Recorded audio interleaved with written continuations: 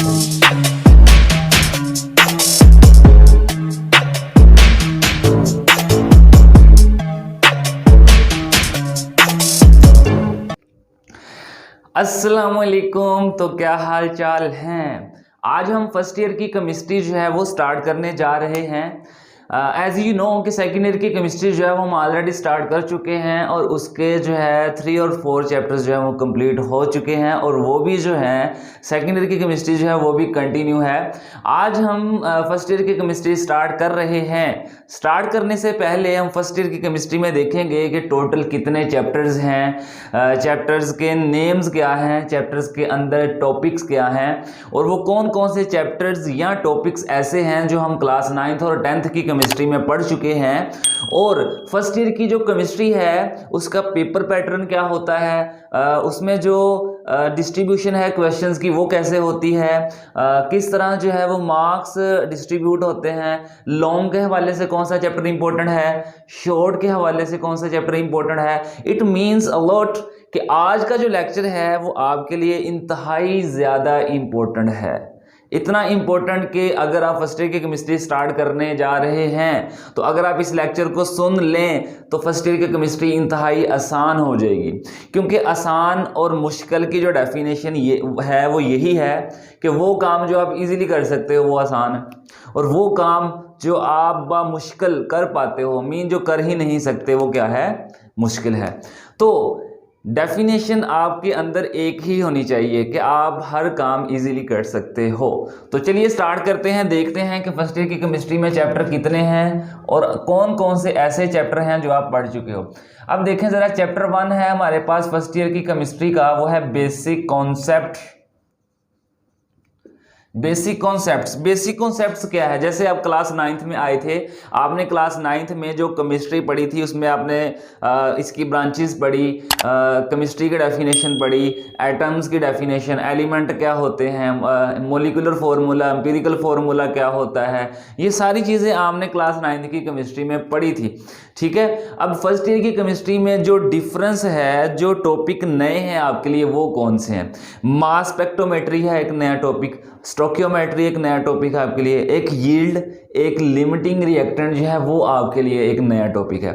जैसे आपने class 9th के चैप्टर 1 में कुछ न्यूमेरिकल्स किए थे, मोल्स निकालना सीखा था, ठीक है, particles mean ions, molecules, formula, units या एटम्स निकालना सीखा था। सिमिलरली हम चैप्टर 1 में यहाँ पे भी वो सारी चीज़ें सीखेंगे। तो ज़्यादा डिफरेंस नहीं है, सिर्फ 4-5 टॉपिक ऐसे हैं जो थोड़ा सा डिफर हैं।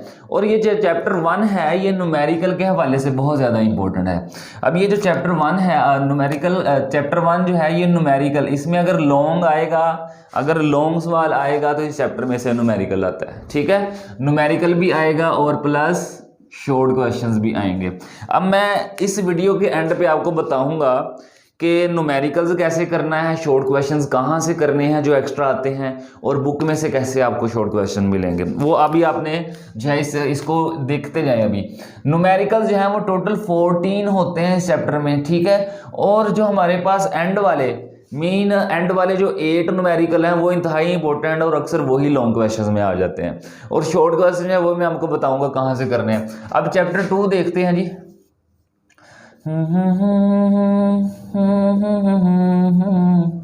Experimental techniques in chemistry, chemistry नहीं केमिस्ट्री। ठीक है जी।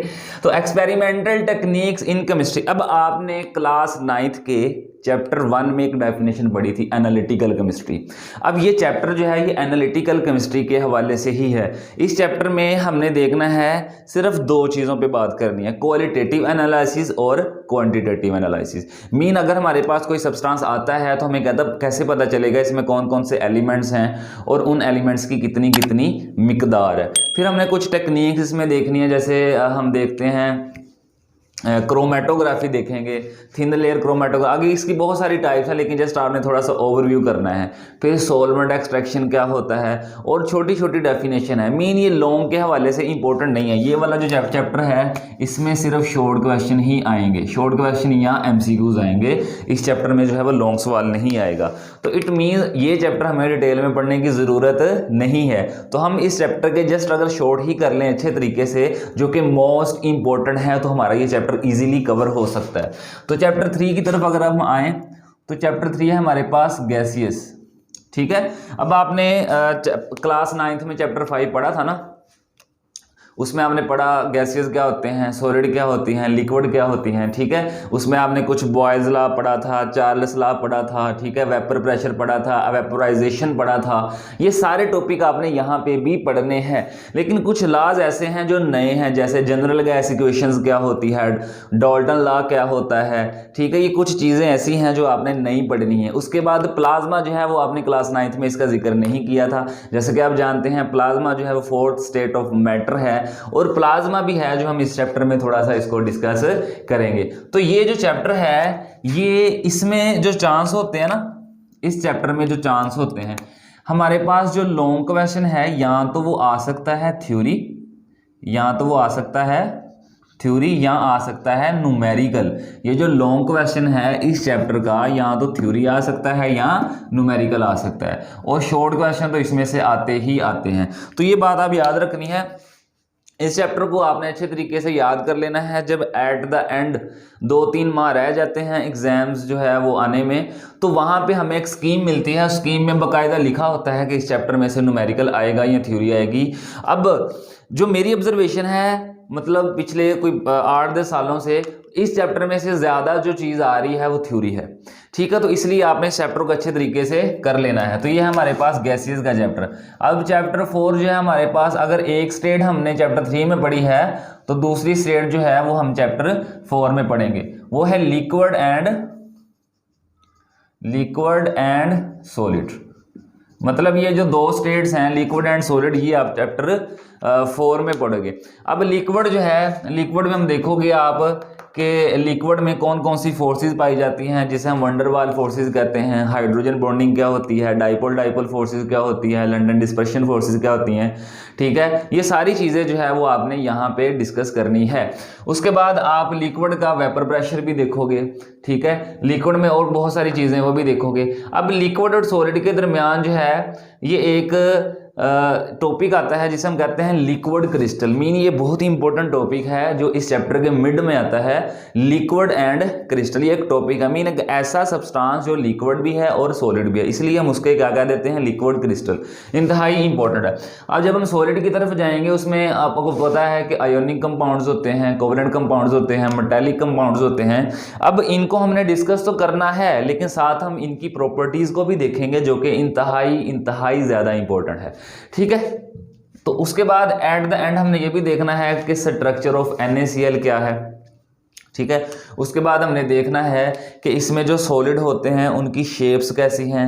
मीन जिसे हम कहते हैं 7 क्रिस्टल सिस्टम, हम देखेंगे कि उनकी शेप्स कैसी होती हैं और उनमें जो है वो बॉन्ड एंगल किस तरह के होते हैं, उनमें जो है अपना सारे पॉइंट्स देखने हैं इसमें हमने। तो ये चैप्टर 4 जो है, इसमें जो लॉन्ग आता है वो हमेशा थ्योरी आती है। चैप्टर 4 में जो लॉन्ग क्वेश्चन आएगा वो हमेशा क्या आएगा जी, थ्योरी आएगी। और साथ इसके आपको पता है शॉर्ट क्वेश्चन भी तो आते ही हैं। ठीक है जी। उसके बाद हमारे पास चैप्टर 5 जो है वो हमारे पास है जी एटॉमिक स्ट्रक्चर। यहाँ आप जैसे आपने क्लास 9th में पढ़ा स्ट्रक्चर ऑफ एटम, तो स्ट्रक्चर ऑफ एटम कह लो या आप कह लो एटॉमिक स्ट्रक्चर, तो एक ही बात है। अब आपने क्लास 9th में चैप्टर 2 पढ़ा था एटॉमिक स्ट्रक्चर, अब आप क्लास 11 में चैप्टर 5 पढ़ोगे एटॉमिक स्ट्रक्चर। अब क्लास 9th में आपने क्या पढ़ा था कि इलेक्ट्रॉन कैसे डिस्कवर हुआ, उसकी प्रॉपर्टीज़ क्या हैं, उसका जो ऑपरेटर्स था वो क्या था, किसने जो है वो इलेक्ट्रॉन को डिस्कवर किया। इसी तरह प्रोटॉन कैसे डिस्कवर हुआ, उसका ऑपरेटस क्या था, किसने जो है वो प्रोटॉन को डिस्कवर किया और कैसे किया। इसी तरह हम देखेंगे इलेक्ट्रॉन किसने डिस्कवर किया, कैसे किया। उसके बाद हमने रदरफोर्ड का एटॉमिक मॉडल देखा था वहाँ पे, यहाँ पे भी हम देखेंगे। उसके बाद नील बोहर का एटॉमिक मॉडल देखा था, हम यहाँ पे भी देखेंगे।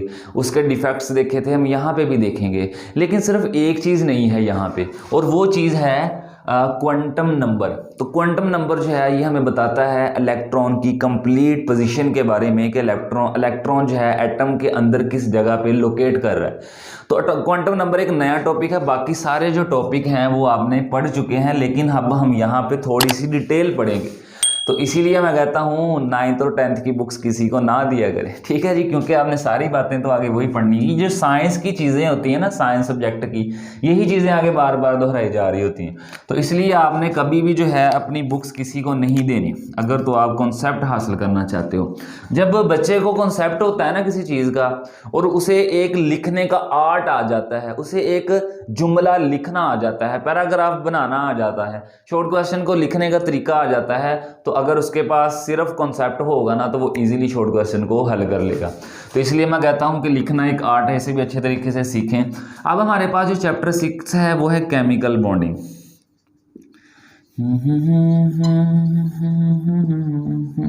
अच्छा, ये केमिकल बॉन्डिंग क्या है? केमिकल बॉन्डिंग का मतलब है कि अगर हमारे पास दो एटम्स हैं तो वो एक दूसरे के साथ बॉन्ड कैसे बनाते हैं, ये हमें चीज़ देखनी है। इसी को हम कहते हैं केमिकल बॉन्डिंग। मतलब वो फोर्स जो दो एटमों को जोड़े रखती है उसे हम केमिकल बॉन्ड कहते हैं। अब हमने इसी के अंदर जो, जैसे कि आपने क्लास 9th में चैप्टर 3 पढ़ा था, उसमें देखा था आयोनाइजेशन एनर्जी क्या है, इलेक्ट्रॉन अफिनिटी क्या है, इलेक्ट्रॉन नेगेटिविटी क्या है। ये सारी चीज़ें आपने यहाँ पर भी देखनी है। जो नई चीज़ें देखनी है वो है 3 थ्योरीज। एक वीबीटी है, वैलेंस बॉन्ड थ्योरी, एक वेस्पर थ्योरी है, एक एमओटी है, मोलिकुलर और बाइटल थ्योरी। ये सिर्फ 3 थ्योरीज जो हैं वो आपने इस चैप्टर में नहीं पढ़नी है, बाकी सारी चीज़ें तो आप क्लास 9th में पढ़ चुके हो। तो इट मीन्स जो नया है वो तो सिर्फ थोड़ा सा है। जस्ट अभी आपने उन्हीं चीज़ों को जो आप क्लास 9th और 10th में पढ़ चुके हो, उन्हीं चीज़ों को ज़रा डिटेल से पढ़ना है, तो ज़रा भी कंफ्यूज नहीं होना। अब इसमें जो एटॉमिक स्ट्रक्चर है, इसमें भी जो लॉन्ग क्वेश्चन है वो आती थ्योरी है, ठीक है जी। और जो शॉर्ट क्वेश्चन है वो तो आएंगे ही, साथ न्यूमेरिकल एमसीक्यूज होंगे। इसी तरह जो केमिकल बॉन्डिंग वाला चैप्टर है, इसमें भी जो लॉन्ग क्वेश्चन है वो क्या है जी, थ्योरी ही है, और साथ शॉर्ट क्वेश्चन तो आएंगे ही, ठीक है जी। तो ये था हमारे पास चैप्टर 6। अब हम बात करते हैं चैप्टर 7 की। जो हमारे पास चैप्टर 7 है वो है थर्मोडायनामिक्स। थर्मोडायनामिक्स, थर्म का मतलब होता है हीट, डायनामिक्स का मतलब होता है एक्विलिब्रियम, ठीक है। डायनामिक का मतलब होता है इन मोशन, मीन हीट जो है वो एक जगह से दूसरी जगह कैसे ट्रांसफर होती है। या कुछ रिएक्शन ऐसे हैं जिनमें हमें हीट जो है वो देना पड़ती है, एनर्जी बाहर से देना पड़ती है उनको कंप्लीट करवाने के लिए। कुछ रिएक्शन ऐसे हैं जो वो रिएक्शन प्रोसीड होते हैं, कंप्लीट होते हैं तो वो एनर्जी रिलीज करते हैं, तो जिसे हम कहते हैं एंडोथर्मिक रिएक्शन या एक्सोथर्मिक रिएक्शन। इसमें जो हम कुछ टॉपिक पढ़ेंगे वो नए होंगे, जैसे बम कैलोरीमीटर है, ठीक है। उसके बाद हेजिज लॉ है, ग्लास कैलोरीमीटर है। ये वाले जो 3-4 टॉपिक हैं ये नए पढ़ने हैं। उसके बाद जो थर्मोडायनामिक्स की प्रॉपर्टी हैं, जैसे हीट ऑफ न्यूट्रलाइजेशन, ठीक है, हीट ऑफ सब्लिमेशन, इस तरह के हमने चीज़ें पढ़नी है इसी के अंदर। तो इंतहाई आसान, अगर मैं कहूँ कि फर्स्ट ईयर की जो केमिस्ट्री में सबसे आसान चैप्टर है वो कौन सा है, जिसमें से लॉन्ग भी आता है शॉर्ट भी आता है, तो वो चैप्टर 7 है, जो कि इंतहाई आसान है, ठीक है। और इस चैप्टर में सिर्फ और सिर्फ 4 लॉन्ग बनते हैं, जो जब हम पढ़ेंगे तो मैं बताऊंगा वो कौन से 4 लॉन्ग है, ठीक है जी। तो इसमें से भी जो है हमारे पास लॉन्ग क्वेश्चन जो है वो थ्योरी आएगा, और शॉर्ट क्वेश्चन तो आपके पास आता ही है इसी के अंदर से, और कुछ एमसीक्यूज होंगे। अब थर्मोडायनामिक्स जो है ये आप ना क्लास 9th में पढ़े हैं ना आप क्लास 10th में पढ़े हैं, तो ये एक नई चीज़ है जो कि बहुत आसान है, जो कि बहुत इंपॉर्टेंट है। अब हमारा जो चैप्टर 8 है, अब आप लोगों ने मुझे बताना है ये आपने कौन सी क्लास में कौन सा चैप्टर पढ़ा था। जी जी बताएं जल्दी से कमेंट सेक्शन में। हाँ जी बताएं जी। केमिकल एक्विलिब्रियम कौन सी क्लास में पढ़ा था जी, बताएं बताएं जल्दी से। क्लास 10th में पढ़ा चैप्टर 1 केमिकल इक्विलिब्रियम, जिसमें आपने देखा रिएक्टेंट क्या होते हैं, प्रोडक्ट्स क्या होते हैं, स्टैटिक इक्विलिब्रियम क्या होता है, डायनामिक इक्विलिब्रियम क्या होता है, डायनामिक इक्विलिब्रियम कैसे कायम होता है, macroscopic property of forward and reverse reaction. अच्छा जी, उसके बाद आपने macroscopic property of dynamic equilibrium पढ़ा, लॉ ऑफ मास एक्शन पढ़ा, केसी एंड इट्स यूनिट्स पढ़ा, ये सारी चीज़ें आपने पढ़ी। और रिएक्शन जो है वो किस तरह हम प्रिडिक्ट कर सकते हैं, ठीक है, केसी की बड़ी अद्दी वैल्यू से क्या मुराद है, केसी की छोटी अद्दी वैल्यू से क्या मुराद है, ये चीज़ें आप जो है वो क्लास 10th में चैप्टर 1 में पढ़ चुके हैं। लेकिन यहाँ पे भी ये सारी चीज़ें पढ़नी है, लेकिन जो नई चीज़ें क्या हैं वो हैं ली चैटरली प्रिंसिपल है एक, ये एक नई चीज़ है आपके लिए। एक बफर सॉल्यूशन है, ये भी आपके लिए एक नई चीज़ है। उसके बाद आपने इसी चैप्टर में पीएच स्केल के बारे में पढ़ना है कि पीएच क्या होता है, पीओएच क्या होता है, जो कि आप क्लास 9th के चैप्टर 2 में एसिड बेस हार्ड वाला जो चैप्टर था क्लास 9th का चैप्टर 2, उसमें आप पढ़ चुके हैं। पीएच स्केल क्या होता है, इंडिकेटर्स क्या होते हैं, ये सारी चीज़ें भी आपने इसी चैप्टर के अंदर पढ़नी है। ये भी इंतहाई इंपॉर्टेंट है और इसमें से भी जो लॉन्ग सवाल आएगा वो थ्योरी होगी, ठीक है जी। और दूसरा जो हमारे पास शॉर्ट क्वेश्चन है वो तो आप इसमें से आएंगे ही। वो शॉर्ट क्वेश्चन करने कहाँ से है वो भी मैं आपको बताऊंगा, ठीक है, अभी बिल्कुल आपने घबराना नहीं है। उसके बाद जी हमारे पास जो चैप्टर 9 है, अब ये आप बताएं ज़रा आप कौन सी क्लास में कौन सा चैप्टर पढ़ा है। अब ये जो चैप्टर 9 है सॉल्यूशन वाला, आपने क्लास 9th में चैप्टर 6 पढ़ा सॉल्यूशन। सॉल्यूशन क्या होते हैं, सोल्यूट क्या होता है, सॉल्वेंट क्या होता है, सैचुरेटेड सॉल्यूशन क्या होते हैं, सुपर सैचुरेटेड सॉल्यूशन क्या होते हैं, डाइल्यूट सॉल्यूशन क्या होते हैं, कंसंट्रेटेड सॉल्यूशन क्या होते हैं, मोलैरिटी क्या है, मोलैरिटी क्या है, नॉर्मेलिटी क्या है, फॉर्मेलिटी क्या है। उसके बाद आपने मास बाय मास रेशो पढ़ी, ठीक है, मास बाय वॉल्यूम पढ़ी, ठीक है, वॉल्यूम बाय मास पढ़ी, ये सारी चीज़ें। फिर उसके बाद आपने देखा कि how solute are dissolved in solvent, solubility देखी। उसके बाद आपने एट द एंड देखा था कि टाइप्स ऑफ सॉल्यूशन क्या हैं, सस्पेंशन था, कोलाइडल था, ठीक है, फिर सॉल्यूशन था, ये आपने टाइप्स देखी, ठीक है। उसके बाद आपने ये भी देखा था कि कौन से सोल्यूट ऐसे हैं जब हम उनको सॉल्वेंट में ऐड करते हैं तो वो हीट रिलीज करते हैं, और कौन से सोल्यूट ऐसे हैं जब उनको हम सॉल्वेंट में ऐड करते हैं हीट ऑब्जर्व करते हैं। ये सारी चीज़ें आप क्लास 9th में पढ़ चुके हो, तो इसमें भी आपने ये सारी चीज़ें पढ़नी है। लेकिन नई चीज़ जो है वो कौन सी है, नई चीज़ सिर्फ एक है, वो है कोलोगेटिव प्रॉपर्टीज़। कोलोगेटिव प्रॉपर्टीज़ एक ऐसा टॉपिक है जिसमें आपने 4 पॉइंट्स पढ़ने हैं। कोलोगेटिव प्रॉपर्टीज़ के 4 पॉइंट है, और अगर लॉन्ग आता है तो लॉन्ग इन्हीं 4 पॉइंट्स में से आएगा, ठीक है जी। तो ये लॉन्ग के हवाले से भी बहुत इंपॉर्टेंट है, जिसमें से आएगी थ्योरी, जिसमें से थ्योरी आएगी। अब ये जो केमिकल इक्विलिब्रियम है ना, मैं सॉरी आपको बताना भूल गया कि ये जो चैप्टर 8 है इसमें से भी ज़्यादातर न्यूमेरिकल ही आता है, इसमें से थ्योरी नहीं आती। इसमें से अगर कोई चीज़ आएगी तो वो न्यूमेरिकल ही होगा। अब हमारे पास जो फर्स्ट ईयर की केमिस्ट्री है ना, उसमें सिर्फ 3 चैप्टर ऐसे हैं जिसमें से न्यूमेरिकल आता है। मैं आपको ज़रा बता देता हूँ, चैप्टर 1 है, चैप्टर 3 है और चैप्टर 8 है। चैप्टर 3 का कंफर्म नहीं होता कि इसमें से न्यूमेरिकल आना है या नहीं, लेकिन चैप्टर 1 और चैप्टर 8 का कंफर्म होता है कि इसमें से न्यूमेरिकल आना ही आना है, ठीक है। तो बाकी जो है वो आपने थ्योरी के तौर पे करने हैं, सिर्फ ये चैप्टर इनमें से लॉन्ग सवाल नहीं करने हैं, जस्ट शॉर्ट करो और न्यूमेरिकल करो, बस साइड पे कर दो, आपका कंप्लीट हो जाएगा। उसके बाद हमारे पास चैप्टर 10 है जी इलेक्ट्रोकेमिस्ट्री। अब आप मुझे बताएं कि इलेक्ट्रोकेमिस्ट्री जो है वो आपने क्लास 9th में कौन सा चैप्टर पढ़ा था। आपने क्लास 9th में चैप्टर 7 पढ़ा था। आपने वहाँ पे पढ़ा था कि रिडॉक्स रिएक्शन क्या होते हैं, ऑक्सीडेशन क्या होती है, रिडक्शन क्या होती है, क्रोजन क्या होती है, ठीक है जी। उसके बाद आपने सेल्स पढ़े थे, गैल्वानिक सेल्स, इलेक्ट्रोलिटिक सेल्स। उसके बाद आपने देखा था कि स्ट्रॉन्ग इलेक्ट्रोलाइट क्या हैं, वीक इलेक्ट्रोलाइट्स क्या हैं। उसके बाद आपने गैल्वनाइजिंग पढ़ा था, ठीक है, मतलब किस तरह क्रोजन को जो है वो कवर कर सकते हैं। ये सारी चीज़ें आपने यहाँ पे पढ़नी है, लेकिन ज़रा डिटेल में पढ़नी है। तो अगर इसमें से भी कोई लॉन्ग आएगा तो वो लॉन्ग थ्योरी ही होगी। अगर इसमें से कोई लॉन्ग सवाल आएगा तो वो जो लॉन्ग सवाल होगा वो थ्योरी होगी, प्लस शॉर्ट क्वेश्चन आएंगे, ठीक है जी। इसी तरह हमारा जो लास्ट चैप्टर है, चैप्टर नंबर 11, वो है जी रिएक्शन काइनेटिक्स। Reaction kinetics. अब जो रिएक्शन काइनेटिक्स है इसका मतलब क्या है, मतलब आप केमिस्ट्री के अंदर बहुत सारे रिएक्शंस करवाते हो, चाहे वो ऑर्गेनिक हों चाहे वो इनऑर्गेनिक रिएक्शंस हों। अब रिएक्शन काइनेटिक्स का मतलब है कि रिएक्शन की स्पीड क्या होगी, उसमें कौन सा कैटलिस्ट यूज़ करेंगे, उसका कितना टेम्परेचर हम देंगे, वो रिएक्शन फर्स्ट ऑर्डर रिएक्शन होगा, सेकंड ऑर्डर रिएक्शन होगा, थर्ड ऑर्डर रिएक्शन होगा, सूडो ऑर्डर रिएक्शन होगा या ज़ीरो ऑर्डर रिएक्शन होगा, ये हम सारी चीज़ें देखते हैं।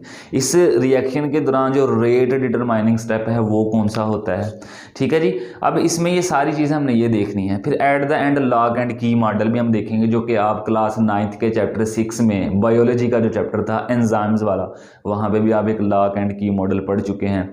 तो यहाँ पे भी आप जो है वो लॉग एंड की मॉडल पढ़ेंगे। फिर एंजाइम्स के बारे में वही चीज़ें जो आप क्लास 9th के चैप्टर 6 के बायोलॉजी के चैप्टर 6 में पढ़ चुके हैं कि एक एंजाइम्स के लिए जो ऑप्टिमम कंडीशन है वो कौन कौन सी है, ऑप्टिमम टेम्परेचर है, ठीक है।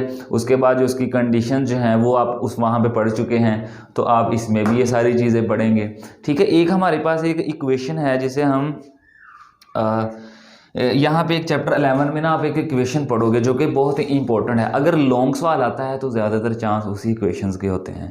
तो इसलिए जो है आपकी ये फर्स्ट ईयर की केमिस्ट्री है, मैंने आपको बता दिया कि कौन कौन से चैप्टर में से लॉन्ग आएगा और कौन कौन से चैप्टर में से न्यूमेरिकल आएगा। अब ये वाला जो हमारे पास चैप्टर है इसमें से भी जो लॉन्ग सवाल आएगा वो थ्योरी ही होगी, ठीक है जी, और शॉर्ट क्वेश्चन होंगे। अभी मैं आपको बताता हूँ कि आपने शॉर्ट क्वेश्चन कहाँ से करने हैं। अब देखें ज़रा, अभी मैं आपको रिकमेंड जो चैप्टर्स करूँगा ना लॉन्ग के हवाले से, अक्सर जो बच्चे करते हैं वो चैप्टर 1 होता है, क्योंकि इसमें से आना है न्यूमेरिकल है, ठीक है। थ्योरी का जो है ना वो मसला ही ख़त्म हो जाता है।